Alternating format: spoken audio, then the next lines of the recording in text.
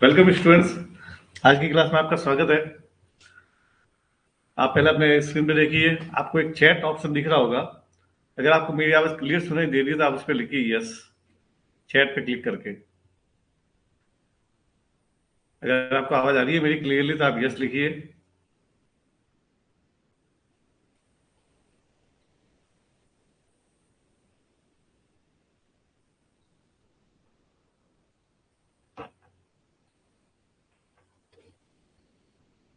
आज जो हमारी क्लास है वो नेटवर्क के आधार पर है, इंटरनेट के बारे में।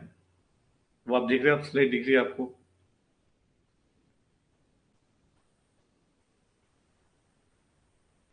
इंटरनेट इंटरनेट के बारे में आप सब जानते ही हो। इंटरनेट क्या है?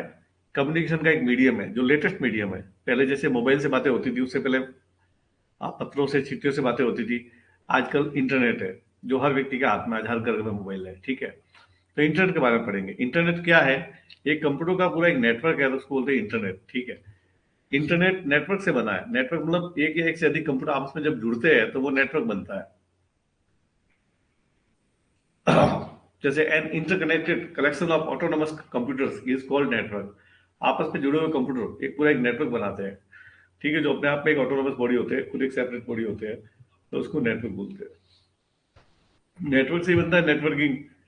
कंप्यूटर को आपस में जोड़ने की जो क्रिया होती है उसको बोलते हैं नेटवर्किंग, है ना, प्रोसेस ऑफ नेटवर्क। अब नेटवर्किंग क्यों करते हैं? नेटवर्किंग मतलब दो या दो से अधिक कंप्यूटर आपस में जुड़े होते हैं तो वो नेटवर्किंग कहलाती है। अब मेन मुद्दा है कि नेटवर्किंग करते क्यों है। तो नेटवर्किंग करने के तीन मेन रीजन होते हैं। एक तो होती है डेटा शेयरिंग, यानी इंफॉर्मेशन शेयरिंग। दूसरा है डिवाइस शेयरिंग। और तीसरा है इंटरनल कम्युनिकेशन। डेटा शेयरिंग मतलब इंफॉर्मेशन का आदान प्रदान करना। मतलब एक ही किसी कंपनी में, किसी फैक्ट्री में, किसी ऑफिस में, किसी स्कूल कॉलेज में बहुत सारे कंप्यूटर लैन केबल के द्वारा जुड़े हुए हैं। तो क्यों जोड़ते हैं? ताकि आपस का डेटा शेयरिंग हो सके। इस कंप्यूटर की फाइल पास वाला कंप्यूटर शेयर कर सके। जैसे हमारे साई गुरुकुल के स्टूडेंट्स जानते हैं कि आपके लैब में कंप्यूटर जुड़े हुए हैं, तो अगर आप किसी भी कंप्यूटर में बैठे हो, कोई भी फाइल कहीं भी सेव की हो, आप दूसरे कंप्यूटर से उसको एक्सेस कर सकते हो, तो डेटा की शेयरिंग हो जाती है। उसी प्रकार से बड़े लेवल पे जो नेटवर्किंग है, जिसका सबसे बड़ा उदाहरण है इंटरनेट, वहां पर भी आपका नेटवर्किंग से ये फायदा है कि मोहनलाल सुगाड़िया का रिजल्ट आप घर बैठे देख सकते हो। कहीं भी फॉर्म ऑनलाइन आप घर बैठे भर सकते हो, क्योंकि आपस में डेटा की शेयरिंग हो रही है। कोई भी जानकारी वेबसाइट से आप कोई भी आप पढ़ सकते हो, अपने मोबाइल से, लैपटॉप से, कंप्यूटर से। तो वो एक शेयरिंग का बड़ा उदाहरण है। उसके बाद आता है डिवाइस शेयरिंग। डिवाइस मतलब जो मशीनरी है, संसाधन है, उनकी भी शेयरिंग हो जाती है। जैसे एक ही ऑफिस में प्रिंटर्स के अंदर अगर एक ऑफिस में 10 कंप्यूटर है तो 10 प्रिंटर रखने की जरूरत नहीं कि आपस में हमने नेटवर्किंग कर रखी है। तो किसी भी कंप्यूटर से प्रिंट का कमांड देंगे तो वो प्रिंटर से निकल जाएगा, तो डिवाइस का शेयरिंग हो जाएगा। जैसे नेट चलाने के लिए आपको जो ये मॉडेम चाहिए, स्विच चाहिए, ठीक है, इंटरनेट कनेक्शन चाहिए, तो 10 ब्रॉडबैंड लेने की जरूरत नहीं है। एक ही ब्रॉडबैंड से सभी कंप्यूटरों पे आपस में data sharing, networking share, device sharing से हो जाएगा काम। ठीक है, और आपस में इंटरनल कम्युनिकेशन भी हो सकता है। जैसा आप आपस में अगर नेटवर्किंग है तो एक दूसरे कंप्यूटर पे चैटिंग भी कर सकते हो, कम्युनिकेशन भी कर सकते हो। ठीक है, फाइलों का आदान प्रदान भी कर सकते हो। तो ओवरऑल ये नेटवर्किंग के गोल है, उद्देश्य है कि नेटवर्किंग हम क्यों करते हैं, ताकि जिससे क्या होता है, डेटा का ट्रांसमिशन हो सकता है। अगर किसी को मेरी आवाज सही सुनाई नहीं तो आप चैट बॉक्स में लिख सकते हो कि आवाज प्रॉपर नहीं आ रही है, या व्हाट्सएप पे भी लिख सकते हो, जिससे मुझे पता चले कि आपको कोई प्रॉब्लम आ रही है। बाकी आई होप सबने ज्वाइन कर लिया होगा।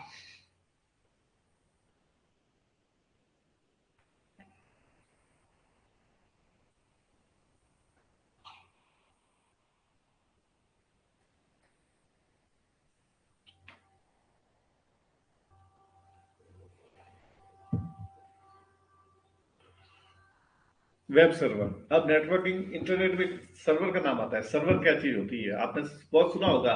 हर बार जब भी आप कहीं बैंक में जाते हो या कहीं भी फॉर्म भरवाने जाते हो, तो कई बार प्रॉब्लम आती है कि काम नहीं कर रहे बैंक वाले, कि सर्वर बंद है, या ई मित्र पे सर्वर काम नहीं कर रहा है, वेबसाइट नहीं खुल रही है। तो क्या रीजन हो सकते हैं?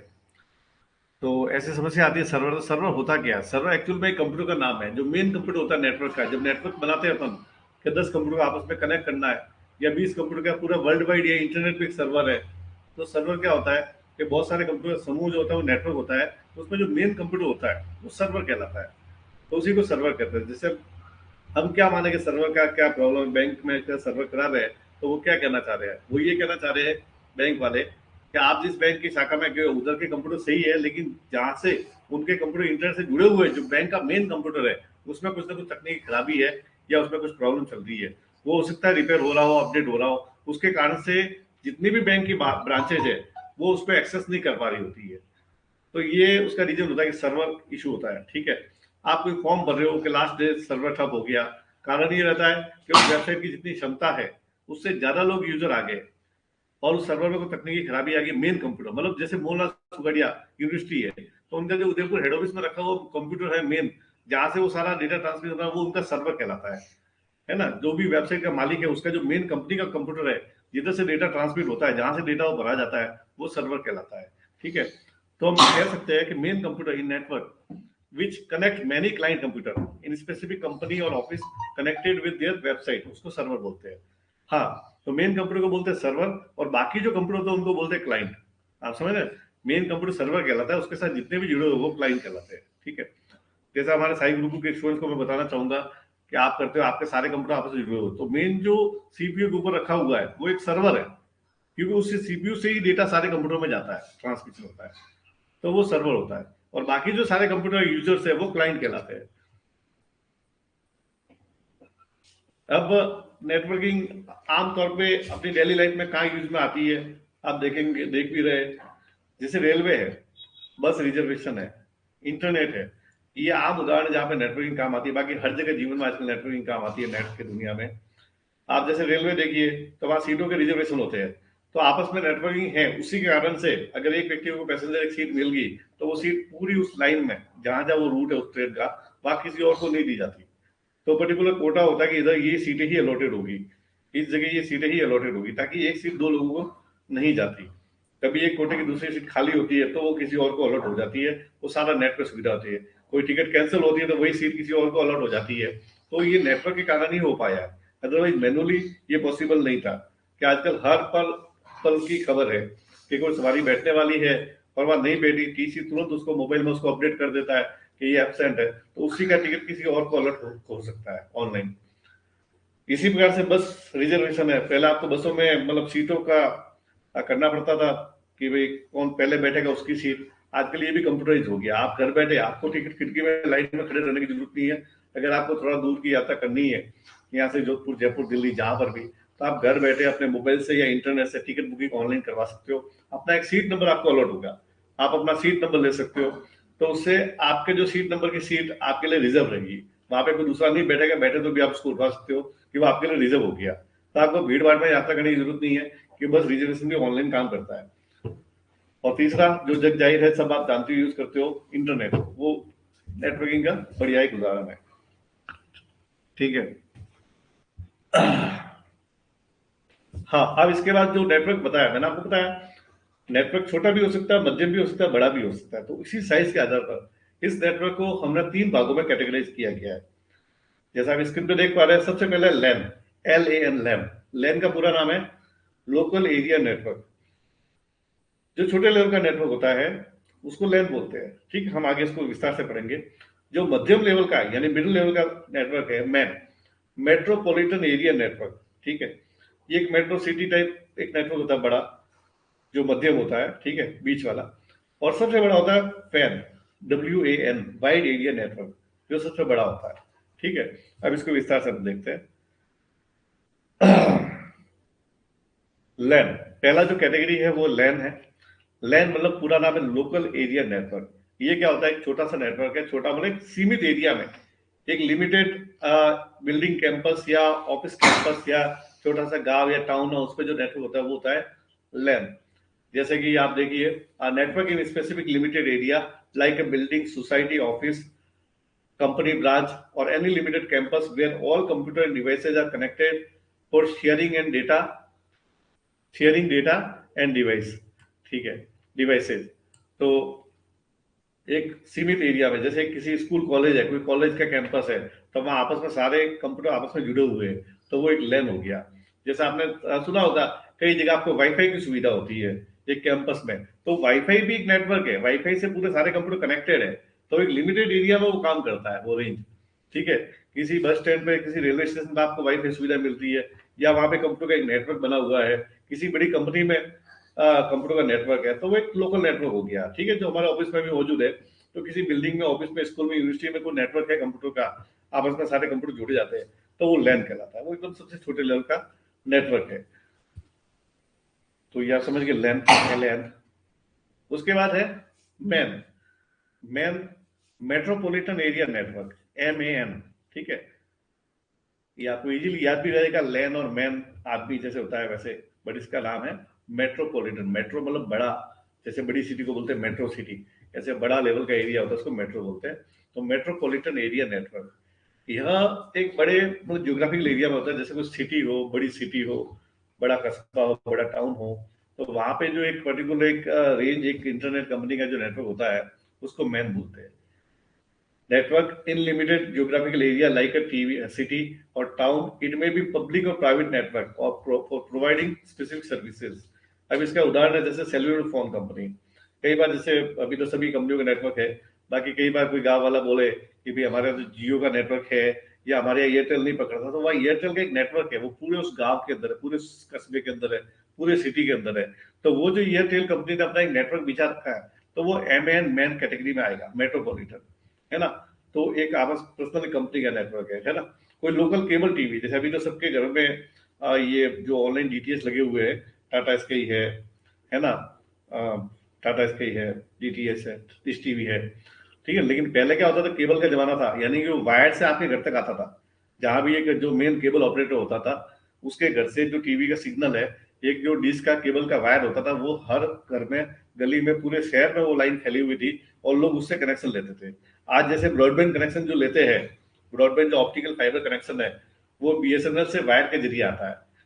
तो वो जैसे एग्जांपल है, वो मैन की कैटेगरी में आता है ना। जैसे हमारे एरिया में, जब मान लो पिंडवाड़ा सिटी में BSNL का है ब्रॉडबैंड, तो पूरा पिंडवाड़ा एरिया में वो लाइन पूरी बिछी हुई है, पूरी खंभों के जरिए जो जो कनेक्शन लेता है उसके घर पे जाती है। तो पूरा एक नेटवर्क है, जिसका कंट्रोल का रहता है, वो BSNL के ऑफिस में रहता है। तो इस प्रकार का नेटवर्क जो एक बड़े एरिया को कवर करता है, या एक कोई रेलवे लाइन का नेटवर्क, रेलवे की इंटरनल लाइन होती है, जैसे अपने फोन की लाइन अलग है, रेलवे का खुद का एक टेलीफोन का अलग है।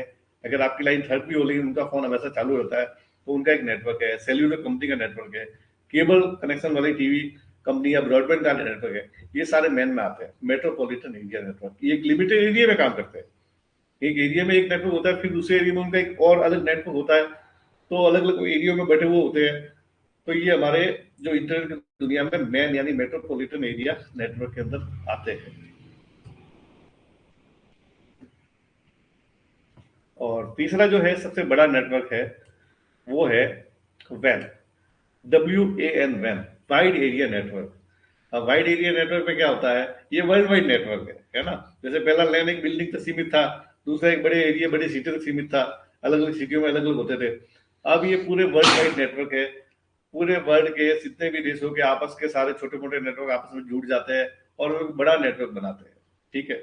सभी जितने भी सर्वर आपस में जुड़ जाते हैं, बड़ा एक नेटवर्क बनाते हैं, सारे नेटवर्क, वो वर्ल्ड वाइड एरिया नेटवर्क हो गया, जिसका सबसे बड़ा उदाहरण आपका है इंटरनेट, ठीक है। क्यों जुड़ते हैं, क्योंकि डेटा ट्रांसमिशन के लिए जुड़ते हैं, ठीक है। आप जैसे व्हाट्सएप है, व्हाट्सएप आप इंडिया में भी इस्तेमाल कर सकते हो, फॉरेन कंट्री में भी इस्तेमाल कर सकते हो। गूगल है, आप पूरे वर्ल्ड वाइड इस्तेमाल कर सकते हो।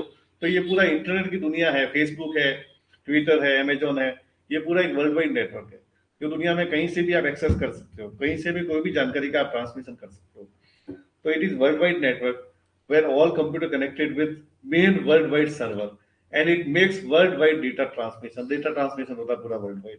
तो इस प्रकार से आपने पढ़े लैन, वैन और मैन, लैन, मैन और वैन, है ना। तो आपको याद रहेगा कि लैन सबसे छोटा होता है, मैन बीच वाला होता है, और वैन सबसे बड़ा होता है, ठीक है। चलो आगे चलिए, आई होप आपको समझ में आ रहा होगा। और अभी आप लोकल घर बैठे ऑनलाइन क्लासों का आनंद भी लेंगे। जब भी थ्योरी क्लास होगी, तो आपको वही एक्सपीरियंस मिलेगा जो आपको वहाँ ऑनलाइन प्रैक्टिकल में मिलता है, ठीक है, बोर्ड की क्लासों में मिलता है। तो इंटरनेट का पूरा नाम हुआ इंटरनल नेटवर्क। जो आपने इंटरनेट सुना है, उसका पूरा जो क्या बोलते हैं, फुल शॉर्ट फॉर्म है इंटरनेट, पूरा फुल फॉर्म है इंटरनल नेटवर्क। तो इंटरनल का इंटर ले लिया, और नेटवर्क का नेट ले लिया, उससे बन गया इंटरनेट। अब शॉर्ट में बोलते हैं ना नेट, तो नेट का मतलब ये नेटवर्क, है ना।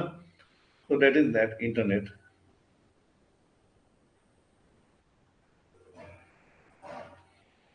अब इंटरनेट में कुछ चीजें आती है जैसे www, हर वेबसाइट के आगे लगता है www, फिर उसका नाम होता है, फिर .com होता है, .net होता है। तो ये www क्या है? ये www, 3 W का पूरा नाम है, वर्ल्ड वाइड वेब। ठीक है, इसका कई बार फुल फॉर्म जीके में वगैरह पूछा जाता है, तो आप ध्यान में रखिए, वर्ल्ड वाइड वेब इसका पूरा नाम है। अब जैसे हम वेबसाइट्स का बात करते हैं, तो वेबसाइट में क्या होता है, हमेशा वेबसाइट के नाम की विशेषता होती है, शुरू होता है 3 अक्षरों से, www डॉट, और फिर उस वेबसाइट का नाम लिखा होता है, जैसे उदाहरण के लिए आपके सामने लिखा हुआ है राजस्थान पत्रिका .com, और पीछे होता है ये .com। तो शुरू होता है www से, और लास्ट में होता है डॉट के बाद कुछ उसका डोमेन नेम होता है, जैसे इसका .com है, किसी का .com हो सकता है, किसी का .in हो सकता है, किसी का .org हो सकता है। तो अलग अलग जिस कैटेगरी वेबसाइट है वैसे उनके नाम होते हैं।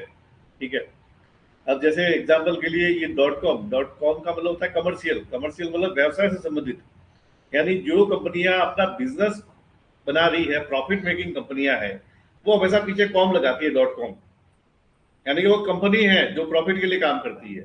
लेकिन कोई संस्था है, एजुकेशन ऑर्गेनाइजेशन है, कोई एनजीओ है, तो वो पीछे ORG लगाती है, ऑर्गेनाइजेशन। ये वो नॉन प्रॉफिटेबल ऑर्गेनाइजेशन, जैसे आपकी मोहनलाल सुखाड़ी यूनिवर्सिटी है, तो www.mlse.org, ये देखिए, ये नीचे हमने जो एग्जाम्पल दे रखा है www.mlsu.org, तो ये पीछे ORG का मतलब होता है ऑर्गेनाइजेशन। ठीक है, फिर ये इन है, इनका मतलब इंफॉर्मेशन होता है, कहीं NIC है, नेशनल इंफॉर्मेशन सेंटर, इस टाइप से होता है। ठीक है, तो अलग अलग, किसी के आगे EDU लगता है, एजुकेशन, तो एजुकेशन का .edu भी लगता है। तो अलग अलग कोई आजकल ऐसे भी बन गए कि जो अगर किसी को .com नहीं मिल रहा है तो कोई .co .in ऐसा ले सकता है ना। तो ये इनकी वेबसाइट की थोड़ी पहचान हो जाती है कि .com है तो आप समझ लो वो कंपनी का है, और .org है तो वो समझ लो कोई संस्था है, स्वयंसेवी संस्था है।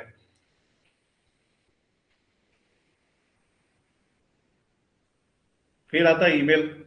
जैसी वेबसाइट सुविधा होती है वैसे इंटरनेट में ईमेल भी सुविधा होती है। जैसे पहले हाथ से लेटर लिखा जाता था, वैसे ही अब जो इलेक्ट्रॉनिकली लेटर लिखा जाता है उसको ईमेल बोलते हैं, है ना। बस वही आपकी जो चिट्ठी लिखी जाती थी उसी का स्वरूप है, कि पहले कागज पेन पे आप लिखते थे एक लेटर और उसको पोस्ट करते थे, या डाक से भेजते थे, या कुरियर से भेजते थे। अभी वही आप कंप्यूटर पे एक लेटर टाइप कर सकते हो, उसको ईमेल के जरिए भेज सकते हो।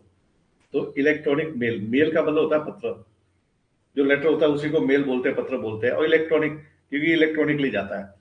अब आजकल जीमेल जैसी सुविधा है, आपने सबने जीमेल अकाउंट बना रखे हैं, तो उसके जरिए आप कोई मेल भेजना चाहो तो भेज सकते हो। अब साधारण लेटर और मेल में क्या फर्क है, कि मेल, साधारण लेटर जाएगा तो 4 दिन पोस्ट में लगाएगा, 4 दिन 7 दिन, 7 दिन बाद व्यक्ति को मिलेगा, फिर उसका जवाब भेजेगा, 4 दिन 5 दिन बाद पहुंचेगा। बीच में सैटरडे संडे आ गए तो वो 2 दिन और आगे खसक जाएंगे। ऐसा आपकी एक कम्युनिकेशन वार्ता होगी, उसमें 15 दिन लग जाएंगे। ईमेल की खासियत ये है कि अभी आपने टाइप किया, सेंड किया, सीधा वो उसी सेकंड, 1 सेकंड के अंदर, भले वो व्यक्ति बॉम्बे बैठा है कि अमेरिका बैठा है, यूएसए बैठा है, रशिया बैठा है, तुरंत इंस्टेंट चला जाएगा। साथ में ईमेल के साथ आप और भी फोटो भी भेजना चाहो तो फोटो भी भेज सकते हो अटैचमेंट करके, कोई ऑडियो वीडियो फाइल भी भेजना चाहो तो आप भेज सकते हो, वीडियो भेज सकते हो, फोटो भेज सकते हो, इमेज भेज सकते हो, कोई PDF फाइल भेज सकते हो, जैसे आपने व्हाट्सअप करते हो।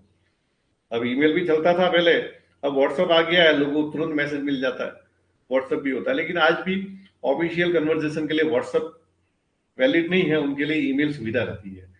व्हाट्सअप से केवल तुरंत कोई कम्युनिकेशन करना अलग बात है, बाकी कोई भी ऑफिशियल ऑथेंटिक कम्युनिकेशन होता है वो ईमेल के जरिए ही होता है। क्या आज कोई एम्प्लॉय ऑफिस में छुट्टी भी लेता है, पहले जो अर्जी हाथ से लिखता था, आजकल उसको मेल करना होता है, ताकि मेल का रिकॉर्ड हमेशा रहता है।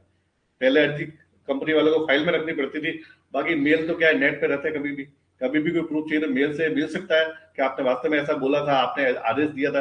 कोई ऑर्डर भी देना तो मेल से दिया जाता है, व्यक्ति वर्बली एक्सेप्ट नहीं करता है। अगर मेल में तो एक्सेप्ट करेगा, उसकी जवाबदेही भी रहेगी कि भाई उसको मेल मिला है, उसने पढ़ा है, उसको ये आदेश दिया गया था। तो आजकल ये रहता है, मेल को वैलिड माना जाता है। आप कहीं भी चाहो तो कोई गवर्नमेंट ऑफिस में भी आप मेल कर सकते हो पत्र लिखने की जगह, तो वो वैलिड माना जाएगा, आपके पास उसकी प्रूफ कॉपी भी रहेगी कि आपने इस तारीख को इसको मेल किया था, तो आगे उसकी रिस्पॉन्सिबिलिटी भी रहेगी। तो इलेक्ट्रॉनिक मेल। अब मेल का देखिए क्या फॉर्मेट रहता है, ईमेल आईडी। मेल भेजने के लिए ऐसा प्रश्न आता है कई बार कि मेल भेजने के लिए क्या आवश्यक है। मेल भेजने के लिए घर का पता आवश्यक है, क्या टेलीफोन नंबर आवश्यक है, कि व्हाट्सएप नंबर आवश्यक है, कि ईमेल आईडी पता होना चाहिए। तो मेल भेजने के लिए ईमेल आईडी होना चाहिए। क्योंकि मेल ईमेल आईडी पे ही जाएगा। यानी इंटरनेट पे आपका क्या एड्रेस है, वो आपकी ईमेल आईडी है। तो मेल भरने के लिए भेजने वाले की और प्राप्त करने वाली दोनों की ईमेल आईडी होनी चाहिए। अगर आपको किसी को भेजना है, उसकी एग्जैक्ट ईमेल आईडी आपको पता होनी चाहिए, और आपका खुद का ईमेल अकाउंट होना चाहिए जिससे आप उसको मेल भेज सको। ईमेल आईडी का फॉर्मेट क्या होता है? फर्स्ट आपकी जो भी पर्सनल आईडी होती है, वो आईडी होती है जो दुनिया में किसी की नहीं हो, यूनिक आईडी। ठीक है, उसके बाद एट द रेट का निशान लगता है, और एक होस्ट साइट जिसके ऊपर आप उसको बना रहे हो। ये जो आप ये देख रहे हो, ये राउंड लिखा हुआ है, इसको कंप्यूटर की भाषा में बोलते हैं at the rate of. At the rate, ठीक है, लिखा हुआ है एट द रेट ऑफ। ठीक है, तो कोई भी ईमेल आईडी आपकी होगी, मैं आपको कुछ एग्जांपल बताता हूँ।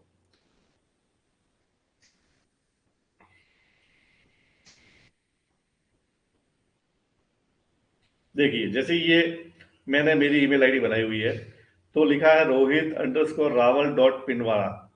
ठीक है, तो ये पूरी मेरी आईडी है, पर्सनल आईडी है। ठीक है, एट द रेट yahoo.com, क्योंकि ये याहू पे बनाई गई थी। ठीक है, किस वेबसाइट पे आपने ईमेल एड्रेस बनाई है, वो आपकी होस्ट साइट कहलाती है। जैसे आप कोई मकान किराए पे रहकर रहते हो, तो आपका नाम लेंगे, सुरेश कुमार कहाँ रहता है, तो भाई मगन जी के ऊपर रहता है, तो केयर ऑफ लिखते हैं, केयर ऑफ मगन जी, क्योंकि मगन जी उसी गली के उसी की स्थायी निवासी है। ठीक है, तो वो केयर ऑफ लिखता है कि केयर ऑफ इनके घर के पास रहता हो, कि इनके घर के ऊपर रहता हो, किराए से रहता है। तो वैसे ही जिसका घर है वो होस्ट साइट हो गया। तो वैसे जिसकी वेबसाइट है, जो ईमेल आईडी आपको बनाने की परमिशन दे रही है, वो आपकी होस्ट साइट होगी। ठीक है, तो याहू है, जीमेल है, रेडिफ है, ये कुछ ऐसी वेबसाइट है जो आपको फ्री में ईमेल एड्रेस बनाने की अनुमति देती है, परमिशन देती है। तो जैसे ये याहू पे बना हुआ है, तो ऐसे at the rate post site आता है .com, है ना। तो ये ईमेल आईडी है। अब इस ईमेल आईडी की विशेषता ये होनी चाहिए, यूनिक होना चाहिए। यूनिक मतलब ऐसा किसी और का बना हुआ होगा तो आप नहीं बना सकते। जैसे अगर मैं बनाता रोहित रावल @yahoo.com, तो रोहित रावल दुनिया में हजारों है, तो मैं नहीं बना सकता। रोहित कुमार भी हजारों है। तो इस टाइप से तो कुछ यूनिकनेस देनी पड़ती है। अब मैंने पहली बार बना दिया .pinwara, तो पिनवाड़ा में मैंने पहले बनाया इसका, तो मेरा सेलेक्ट हो गया।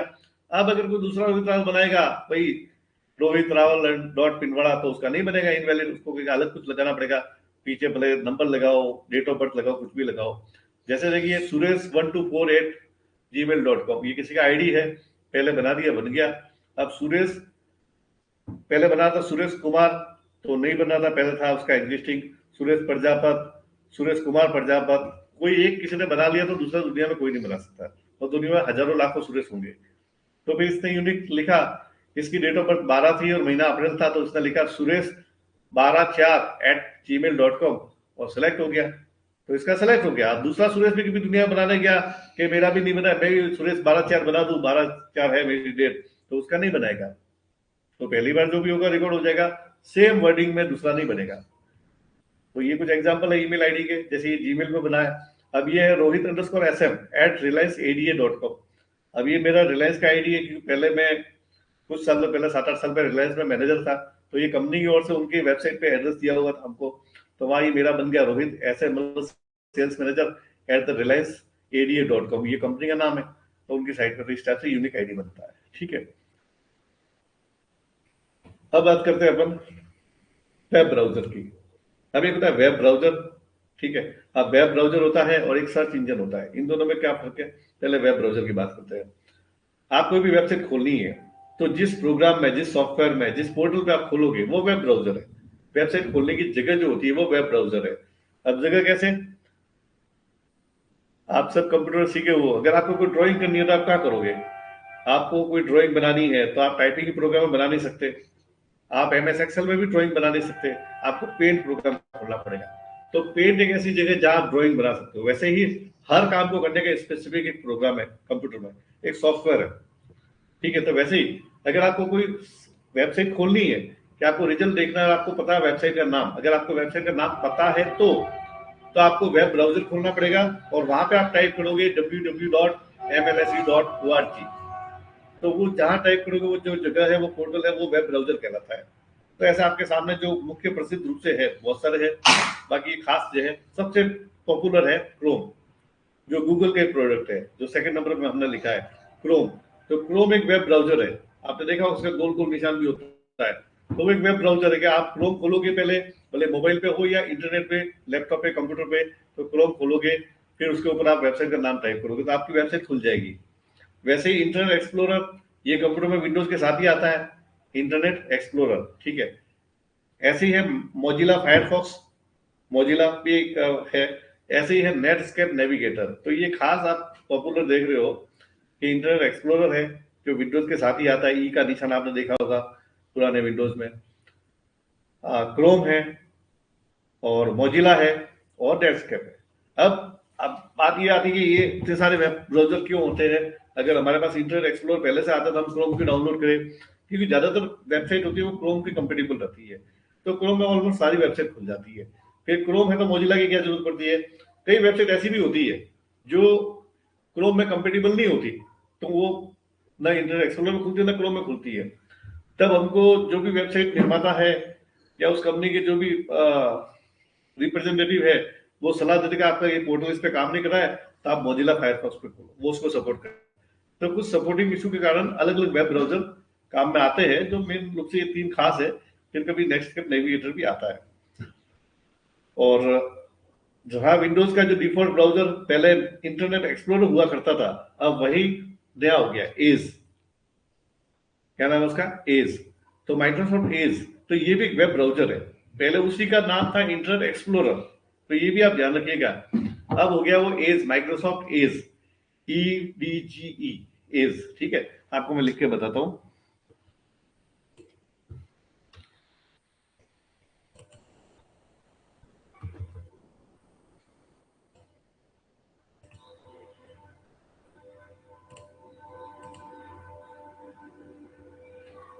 Microsoft Edge. तो अभी नया जो ब्राउजर है वो है माइक्रोसॉफ्ट एज।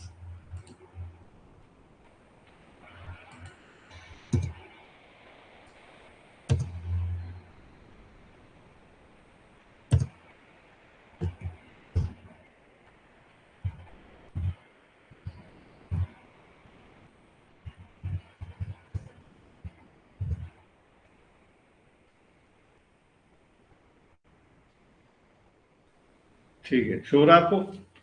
तो ये आप याद रखिएगा, ये विंडोज का प्रोडक्ट है। जो पहले इंटरनेट एक्सप्लोर हुआ करता था वो भी एज हो गया है। तो ये भी ब्राउजर है, यानी इस पे अपन वेबसाइट खोल सकते हैं।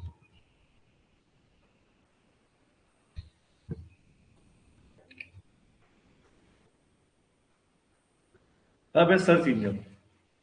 वो तो वेब ब्राउजर थे क्रोम, जिसमें अगर आपको वेबसाइट का नाम याद है तो आप वेबसाइट पे खोलोगे, क्रोम पे खोलोगे। लेकिन अगर आपको वेबसाइट का नाम याद नहीं है तो आपको फिर सर्च इंजन की आवश्यकता पड़ेगी। जो सबसे दुनिया फेमस है गूगल। गूगल का हर व्यक्ति जानता है गूगल क्या है। हर व्यक्ति आजकल बातों बातों में, को जानकारी नहीं है तो गूगल कर लो, गूगल पे देख लो। तो गूगल क्या, एक सर्च इंजन है। यानी अगर आपको वेबसाइट का नाम भी नहीं पता, कई बार ये होता है कि हमको नाम नहीं पता। हमको पता है कि आज तो बीए का रिजल्ट आया है, और हमको मोहल्ला सुखाड़ी की यूनिवर्सिटी का एग्जैक्ट नहीं पता क्या लगता है उसमें।